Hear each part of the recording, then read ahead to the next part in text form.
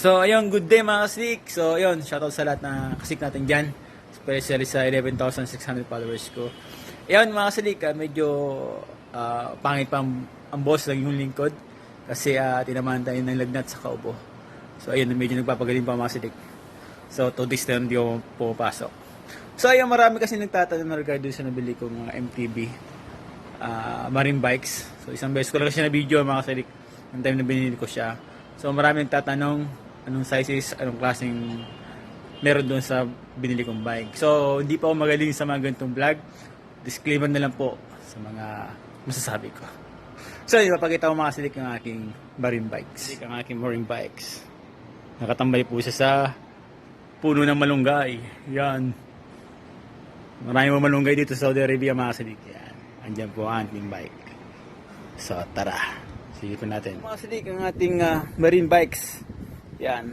Size niya po ay 27.5. Ang size niya small lang. Sakto lang sa height ko. Pero medyo mataas siya pagka inuupuan ko. Parang taas ko. Yan. Ito siya, Bolinas Rage 1. So yung number 2 yata ito naka-cable siya, ano siya, entire cabling po siya. Hindi ko alam ang tawag dun. Basta na yung cable niya nasa loob. So yung number 3 po yan niya. Yung number 1 nasa labas. Yan po. Kaya ganda nito kapag palit ka, mas basic lang po siya palitan. Yan. Mas madali siyang palitan. Yan. So ayan, mga hindi ko alam tawag dyan. Basta sa kristal lang po ako mga sadik. Yan. Medyo mabigat sa mga sadik. Siguro kilo niya nasa 15 to 16 I think. So yan, naka Shimano na siya. Yan. At naka 7 speed. Yan. Hindi pa siya tunog mayaman mga sadik. So ayun. Baka naman sa mga kaset dyan na hindi na ginagamit. Yan. Baka naman. Saka yung mga crackset dyan na hindi na ginagamit. Yan. Na naka-enduro na. Baka naman. Yan. Yan po ang aking MTB na bago mga sadik. So ito, binigay naman sa akin yung to ni Kuya. Yan. Yan, singot-singot pa ako.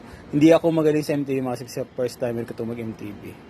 Yan, kaya medyo palyado pa ako gumalaw ng mga ganito. So mapag-aralan natin yan.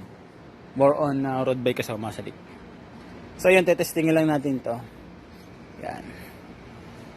So, pag natapos itong project na to, sunod ulit natin yung road bike. Yan. So, ayun, sa mga nagtatanong ng aking MTB, ito na po mga sadik.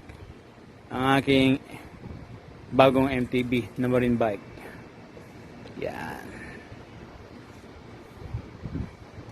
So, para siyang trek. Di ko kasi gusto yung trek. Pero, yun, kanya-kanya naman tayo ng trip eh. So, mas trip ko to. Yan. So, ang ganaganda ng mga sadik kasi yung kulay niya gray. Tapos, hinaluan siya ng orange. Kaya sobrang napaganda. Yan. Maganda lang kulay. Hindi siya maganda yung bike. Yan. Siyempre, beginner pa lang tayo mga sadik. Yan. So, ito na po mga sadik ang ating marine bikes. Sa mga nagtatanong, ito na po mga sadik ang aking marine bikes. So yan, yan, napaliwanag ko na ang aking bike.